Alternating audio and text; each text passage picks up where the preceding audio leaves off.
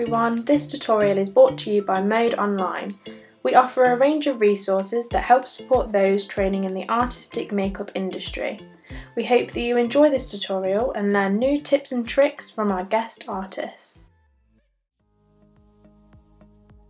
In today's tutorial, we'll be blocking brows with soap. So brow blocking is used within drag makeup, but it's also used for character makeup and even period styling, and that's just to name a few. So this is the setup that I'll be working from today. So starting from the right, I'm going to be using the Pear soap bar, which dries translucent. Any soap that you have at home will work fine at practicing the techniques that I'm going to be showing you, but just make sure that it's not too heavily perfumed. I'm going to be using a full coverage concealer, so as you can see I have an orange shade and I also have some Revolution Pro concealers with a bit more of a pinky undertone. This will be explained why later in the video. You will also need some spoolies, sponges, Q-tips and a water spray. Translucent powder will also be needed, but even if you have talcum powder at home, that will work fine. I advise that you take some screenshots now of the screen to ensure that you have all the tools and products required for brow blocking. So firstly, it's important that you sanitize your hands before applying makeup. I've also put a gown on my model to prevent products getting on her clothing, and as you can see I've clipped her hair back so that it won't get in the way during application. I'm then going to go in with a toner on a cotton pad, and that's just to remove any makeup from the brow. I advise that you don't use an oily product at this point because it can prevent the soap from adhering to the brows later on. You then want to spray water onto the bar of soap. Using a spoolie, you can mix the water into the soap so that you create more of a paste. Avoid applying onto the brow if it's too watery, so just keep mixing until you get a thicker consistency. I'm then combing the soap paste into the brow hairs, so as you can see I'm doing a forward and backward motion, and that's to just ensure that the soap coats all of the brow hairs right to the root. I'm then going to use my finger to push the soap into the brows upwards, because eventually you want the brows to lay upwards. So by doing this with your finger and your spoolie, you're able to see if all the brows are coated with soap and if there are areas that you have missed as well. You want to work relatively quickly so that you aren't combing the brows once the soap has set. You do want a thick paste so that the brows adhere to the skin, but obviously the thicker the paste, the less working time you have. So you need to be quick with this step. Now that I'm happy that the soap is fully coated the brows, I can start working quickly to get the hairs lying upward and flat. And by flat I mean no hairs laying over one another. So when using the soap, the hair often likes to clump together, but that's why you use the spoolie to comb them out and get the individual hairs lying flat. I'm going in with a small wooden spatula, pressing this in an upward direction from the root, and this gets the hairs to almost lock in place. And it's also an opportunity to see if you have any straggler hairs that may need more soap as well.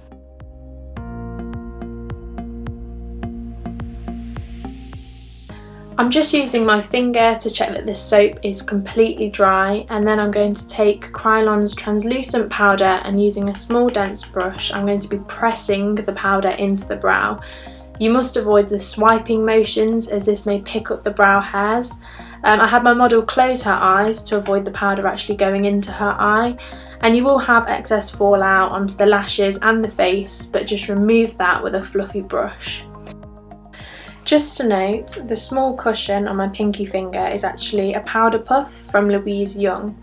It means that you can stabilise your hand on the model's face without disrupting any makeup, and it's also slightly more pleasant for the model than just having your hand on their face.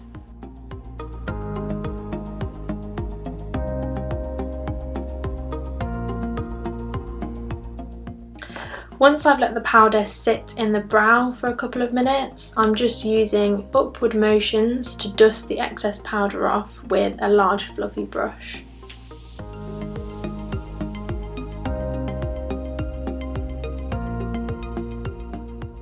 I'm then spraying water into a lid and soaking a Q-tip with the water. I'm then going to take that around the brow to remove the excess soap. Be careful not to go too close to the brow as it can loosen the hairs. You want to remove this before colour correcting as it can create texture around the brows, which is such a quick giveaway that the brows have been covered. Before we get on to colour correction, I want to discuss colour theory with you. So eyebrow hairs naturally have a bit of a blue undertone to them, so to counteract this or neutralise it, we need to look at what the opposing colour is on the colour chart. So if we look at the opposing colour to blue, it is orange, so this means that they are complementary colours. However, you may feel that your model's hair is quite light, so you can actually use a peachy orange tone to counteract the blue tones in the brow. So every person is different, but you will always use variations of these colours to colour correct the brows. Going in with an orange full coverage concealer, this particular one is from the LA Girl Pro Conceal range and is very affordable. I'm taking a small flat brush and pressing the product into the brow. If I need to blend the product at all, I will always do this in an upward direction following the brow hairs.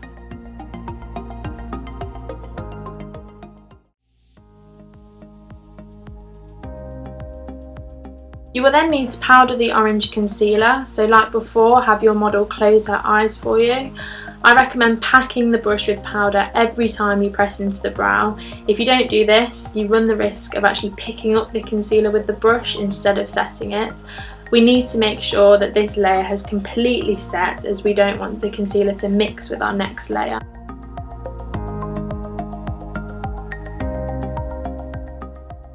Like before, let the powder set into the brow for a couple of minutes before you do anything else. I then mixed a concealer with a pink undertone with a small amount of cooler toned concealer. This will help to match the model's skin tone and eradicate any bits of darkness peeping through. For yourself, if you want to check that your colouring matches the model, you can swipe a small amount onto their forehead and blend to see if it's correct or needs any adjustments. This can then be removed with cleanser before you carry on to the brow. So to test my colouring, I applied a small amount to the tail of the brow. So when I was happy with that, I used a large flat brush to pat the concealer onto the brow. Again, I used swiping motions upwards to blend the edges, and I did this very gently so I wasn't removing any layers underneath. And I used a small dense brush to diffuse any harsh lines around the edge.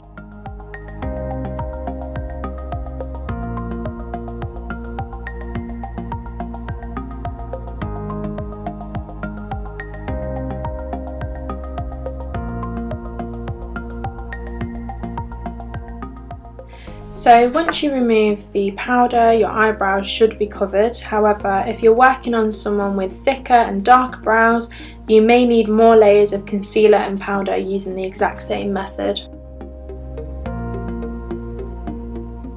Generally, you would cover brows first and then you would move on to base, eyes, and then put in the new eyebrow. But for the purpose of this video, I decided to create the 1920s brow to show you how much they can change the face.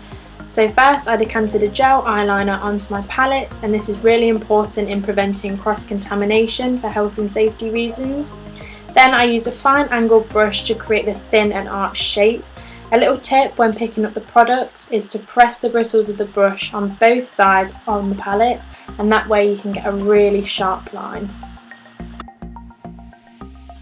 You can also see here that the small powder puff on my pinky finger is allowing me to stabilise my hand on my model's face so that I can create a clean line without disrupting any of her makeup. And here we have our blocked brow using soap with a bit of a 1920s brow to finish.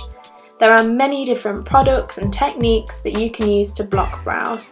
However, I hope you enjoyed this demo and learnt some new tricks that you can practice at home.